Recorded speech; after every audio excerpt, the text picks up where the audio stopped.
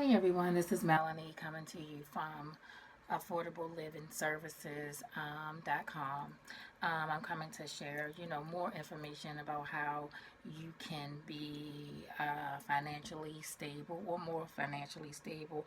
And the last couple of weeks we've been talking about a lot of different subjects, right? And this is the things that we've talked about is basically about just how to be a little bit more conservative, how to really look at your finances for what they are and figuring out how you can better maximize, the income that you make, right? Income comes in all forms. I have helped people who get Social Security, they might get social services. People, of course, who work, and so income comes in a variety of different forms. So I've been able to, help people to really understand how to do the best with what they got, right? So the last couple of weeks we talked about a lot. So we're just going to do a quick recap before we press on. All right. So at this point, we've talked about having a good relationship with your money because your money matters, maximizing your money, as I said a few minutes ago, identifying what you spend your money on because really identifying it and putting a need or want to it can really help you to say, well, do I really need this or do I want it? So really identifying what you spend your money on because your money matters. And then, of course, we talked about saving money, right? So really looking at your income and saying, okay, if I want to do X, Y, Z in the future or short term, long term, then I need to do a couple of different things with the money that I do earn so I can save to reach this goal. So we talked about that. That was in the first segment. The second segment, I can't forget to tie that all together because that's a whole lot, right? So understanding that my money can help to elevate um, myself or my family, right? That's the key. That's the key. So once you understand that, okay, this is the money I earn, this is how I identify or what I identify when I spend my money on. This is how I save. So once you culminate all those things together, then you have to say, this is how we or I can take this money and elevate. Take this money to save a house. Take this money to save to get a car. It's all about really recognizing the money that you have and then figuring out what you can do with it. Okay. So we talked about all of that in the first segment. And then the second segment, it really was an eye opener, right? The second segment talked about accounting for your money, and that was a big deal because taking account, really listing what things you kind of spend your money on. I always give the example that I'm an Amazon person. I love Amazon. Um, but one thing that I do recognize is that if I'm trying to reach a goal, then I need to look at a couple of things on, my list, my budget to say, well, listen, you need to do X, Y, Z, you need to change this or whatever. So we spent a little bit of time really recognizing the things that you spend your money on. Again, once you recognize what you spend your money on, then I believe that you would do things a little bit differently. All right. And to recap real quick, in the last section, we talked about what I call the clean B word, which is the budget. A budget is a guide, is a beautiful guide, particularly when a family or individual is in the mindset of, okay, I need to make a switch, I need to put things down on paper. I need to make a budget, basically. And we talked about the key elements of a budget. So we talked about what a budget is, and a budget is basically what I earn and then what I spend and then what I have left over after that, which we call the difference. And so really looking at that to, really get the full picture, the full scope of your money. Um, what is a budget? People want to know what is a budget, and I gave the example of I was helping about 20 women. This was maybe like a month or so ago, and I just went online and found a budget template and, sent around the budget template. And, some people found it extremely difficult and some people found it easy, right? And so I said, well, you know, it would be easier if people just make their own budget and then that way they can, you know, color it. They can, put little notes on it, something to make your own, whatever, makes sense for you. So in that particular class, I did have some people that used the template that I gave them, and then some people wanted to make their own. And what I found was that the people who actually made their own, it was just a little bit more easier to understand. So I get it. And so as long as your budget consists of, the three basic elements. We're not talking about something that is extravagant.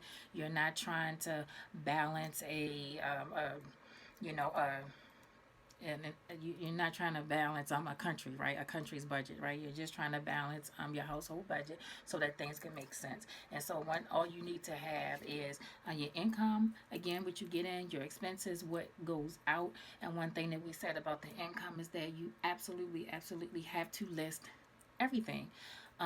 So we said, don't cheat your budget. Don't cheat your budget because you're cheating yourself of what the true expenses are that are in your house. So what I mean is, if you send your kid to the corner store um, a couple of times a month and he or she may spend $5, well, that's $5 times the amount of weeks that's in that month. So typically it's 4 weeks or 5 weeks. So you spend $20 or $25, and so all of that money counts. And a lot of people don't really take into account that every penny counts. And so really having the conversations of folks who have sent in their information, their budget, just to me to do a quick glance over. And I'm sending those budgets back as I'm saying, okay, do you get your hair cut? Do you go to the hairdresser? Do you get your nails done? Do you smoke cigarettes? Do you smoke weed? I'm just being real. Do you drink wine? So I'm sending it back because I really want them to really take a minute, think about everything. It's not a budget, or your expenses is not just about your basic household bills and things like that, and daycare and transportation.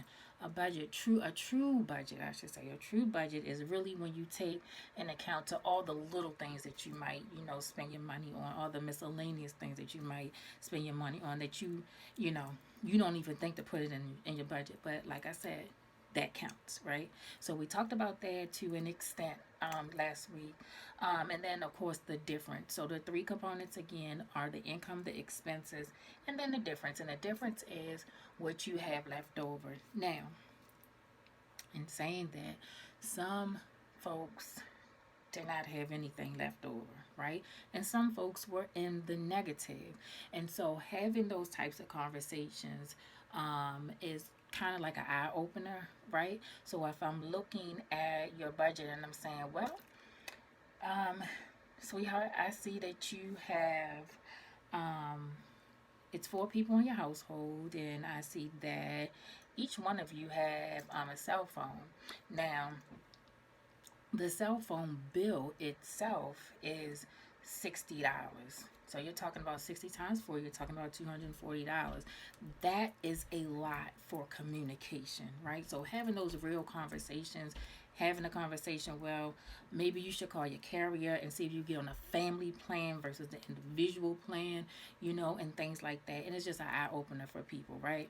So again, the budget, it will tell the story. It will tell the story. And so those who had a negative amount left over, again, that's having that real life conversation, and it's like, what can we cut back on? And those who had zero or close to zero, again, having that real life conversation. Well, I see that the kids are not in school right now, but I see that you spent $200 on these pair of sneakers for your kid. What's up with that? And having that real type of conversation, okay? And so that is basically what a budget is. And so we talked about that. Some people chose, again, to send their budgets to me just to get a quick review, and I gave my honest feedback. All right, so that's what we talked about in these last couple of sessions, balancing that budget. Make sure that budget is as true as you can get it, right? That's what it's all about. And so, just to, before we go into session three, all the information that I'm sharing with you, this is not rocket science, right? It's just not. As I shared before, and I'll continue to share, I had my own struggles with just understanding the basics of money, right? Understanding how powerful money can be to your life, right?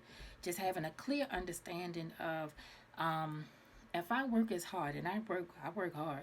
If I work hard, right, I should be able to save X amount of money so that I can do whatever this goal is, right? It's really understanding the power behind money. And that is the reason why I do this. So yeah.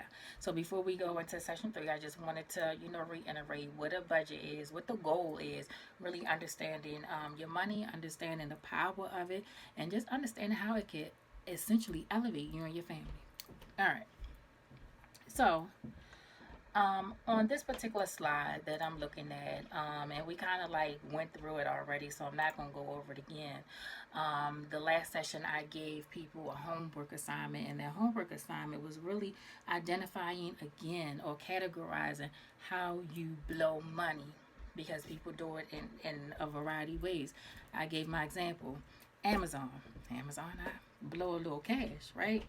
But the difference is I do know how to scale back. I do know how to, okay, I'm trying to reach a goal, and I'm always trying to reach a goal. Um, I really don't need that shirt that's on there for $10. Yeah, it's a great deal, but I really don't need it. So just having those internal conversations and being honest with yourself about the goals that you want to meet. Um, and one thing that I have to say about goals in general, money in general, finances, whatever, in life, when we make real goals, right? You take the word try out because I feel like try is an excuse to when you don't make your goal or don't meet your goal, right? So if you have it in your mindset, right? And we did talk about mindset in the first segment because mindset is everything. But when you have it in your mindset that you need to change something, you need to do something different, then you do it. You take the word try out because, again, try gives you that cushion to say, yeah, I'm not going to be able to do it because of whatever. Okay, so take the word try out. That's just a little tip, right? So identifying ways that you blow money, essential, right? So for the home assignment that some people did choose to do, I just said list a list of, give me some items that you really blow your money on. And the exercise, I basically said, look at those things that you have itemized, that you have listed, and really next to it, put if you spend $100 on getting your hair done, can you afford to scale that back? And I ask people to be 100% real about it because there's no sense of you saying, yeah, I can do $50 and really know that you can't do $50 because that's just what it costs. It costs $100. Or to look at your transportation and say, yeah, I spent $150. Yeah, I could scale back to $75, but knowing good and well that you can't scale back, just be honest about your budget. Again, if you don't lie to your budget won't lie to you. Okay, so we talked about that. So, what we also talked about is this is essential, and for this particular session, this third session is for folks who can either scale back and save money or for folks who can just save the money that they have left over. It is essential, right? We talked about power. I've been talking about power. Been talking about the power of money. It is essential that you stash that cash. Stash the cash. So what that means is that you open up a savings account and see this is what I know, right? And I know there are a million types of those cards going around, like the I don't know, it's just so many that you have to put money on, and then they charge you every time you swipe it, and you know again, you got to be smart with your money. You got to be smart. So what I say is go to your local credit union And what I say is open up a savings and checking account. And what I also say is if you're working, or even if you're getting some state assistance, you can have those accounts be routed to your local credit union. And the reason is because the credit union typically their fees they're typically like no fees. All you have to do, like a CQ and MEQ, is to put $10 either in a checking or savings. I can't remember which one, and then you have a free account. You don't have all of these list of fees. I was talking to the same group of 20 women, a month ago or so, and the rush cards. That's what I was trying to remember. The rush card. It's just so many of them. It's literally like a list of them, and I'm like, well, how much do they charge you to swipe? And some people are like, oh, it was only $2. Oh, it was only. I'm like, only. I said, okay, let's sit down. Let's get a piece of paper. Let's sit down. Let's have this conversation. So the conversation is, okay, so they charge you $1. Let's just say $1 every time you swipe. So how many times a month do you think you swipe? Well, I'll swipe, probably 10 times. Okay, so that's $10. That's $10 off the back, and that's 1 month. So $10 times 12, that's $120, right? That's $120 that you've given this company. We're not even, I mean, then there's other fees. There's overdraft fee, of course. There's just like ridiculous fees. So when you sit down and you add all these fees up, right? You're looking at about a couple of $100 over a period of time, over a course typically about a year or so. That's a lot of money to give away. A penny is a lot of money to give away. So that's not what we're not going to do. And so when I'm explaining, and then, the misconception, let me go back. Let me reel it back a little bit.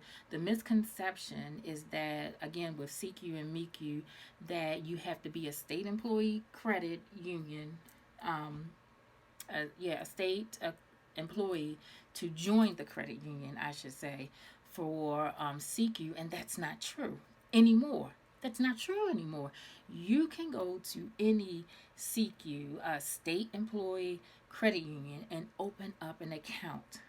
Open up an account for $10. As long as you keep the minimum of $10 in there, and most of us can do that, right?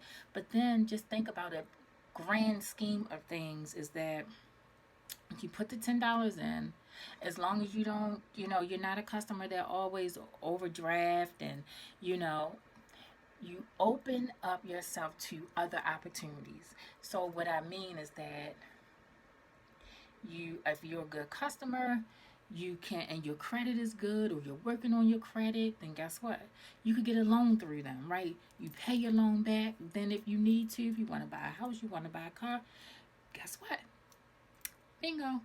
They'll say, hey, you've been with us for a year, whatever. Yep, we'll give you $10,000 to buy a car as long as you pay it back on time, or whatever. So you want to, again, going back to the power and the money, you want to use your money, utilize your money to continue to give you opportunities. So that means you got to be smart with your money on the forefront, right? Put your money in a credit union. There I don't know, hundreds of credit unions. And I'm from Baltimore, so Baltimore, yeah, it's literally, you just got to do your search.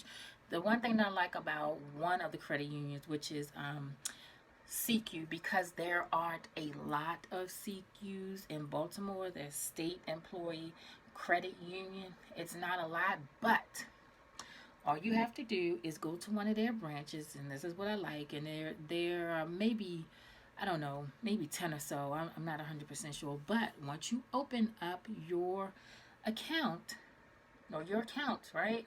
This is what I love. They have a partnership with 7-Eleven.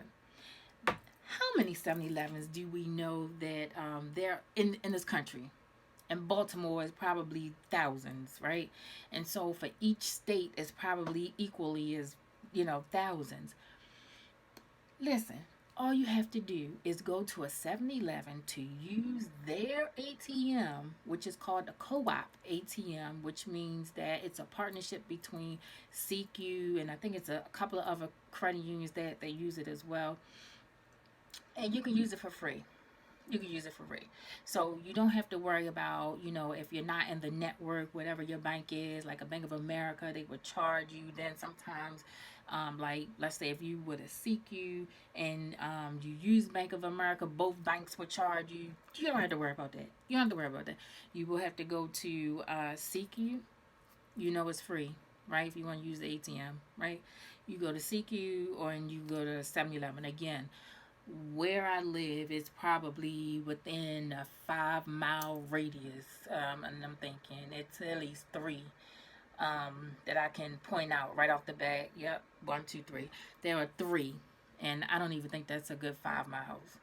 So just let you know that 7-Elevens are everywhere. So again, do yourself do yourself a favor and go to a state or a credit union. Do yourself that favor. All right. So we talked about that, and now we also talked about what we're going to talk about now is stash and cash. Okay, so stash and cash again. So we already said, go to the credit unions if you can, and I believe everyone can, everyone qualifies because it's not like it was back in the day. Back in the day, you had to be a employee, but you don't have to. Another way to stash cash is to um, get an envelope. Get an envelope. So you get yourself an envelope, right? And you stash that cash, right? And you save as much as you can. If you don't, right now, and I get it, some people don't feel comfortable with going to, a bank or, whatever the situation is. Get yourself an envelope in your house. Everyone has an envelope, right? And you, I don't know, put your goal on there. Do something creative with the envelope. And the reason why I'm saying do something creative with it is because it'll help you to reach your goal. So if I use this envelope and I write on the front of the envelope, I want a car. I know I got to be specific because when you do your goals, you have to be specific. So let's see what's out here. So let's just say if I want a Porsche. So I'm going to write Porsche on this envelope, right? And every little piece of money that I get, I'm going to put in the Porsche envelope, right? So let's just say in the same token that I was saving money to get a house, right? I'm going to write house on this envelope. And every piece of cash I get, I'm stashing the cash, is going in here. And it's going to say house. Or I might have my dream house. So let's say, I don't know, I saw a dream house all the way out in Ellicott City. I don't know. I will put, I don't know, Main Street, 1509 Main Street, because I want that house, and I'm gonna put my money in there, right? And maybe that's a way for you to again starting to change the mindset. Maybe that's a way for families to really make it a project, make it a family thing. Yeah, we want to get a house and we want to save. So everybody who works, we're gonna put this. We're gonna take this envelope and we're gonna put our dream house on it, and then every little piece of change that we have, we're gonna put in that envelope. That could be a motivator for you, and put it somewhere. As hopefully, everyone has an honest family members. Put it somewhere where people can have access to it. Write little ledgers or notes on it. On what's today? 1/18/2021. Melanie put $200. Keep a going ledger with it, and it's like a motivator. It's like a motivator. Like, yeah, it's helping me to get closer and closer to my goal or to our goal. Another thing that I suggested to others is that bring your kids into it. Bring your kids into it because this is exciting. Whatever you guys are trying to save for.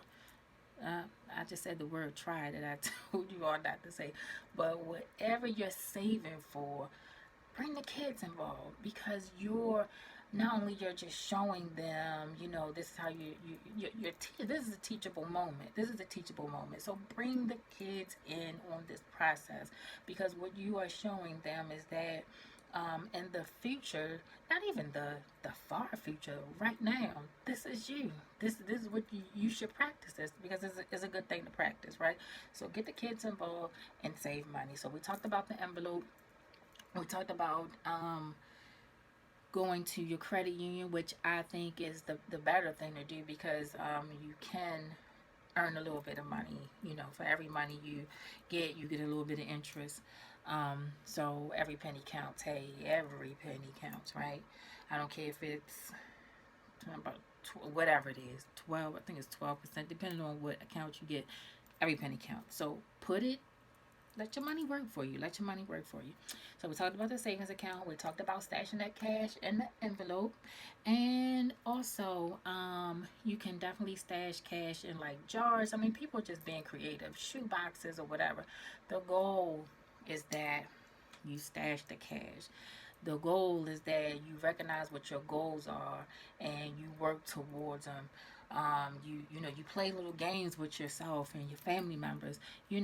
This month the goal can be, okay, y'all, we want to save $200. Let's make this happen, and that's a goal. And then once you reach that $200 mark, okay, y'all, we did $200, and it seemed like it was easy. Let's raise the bar. Let's do 300. Play those games with your money so that you can better sustain your family, you and your family. Okay.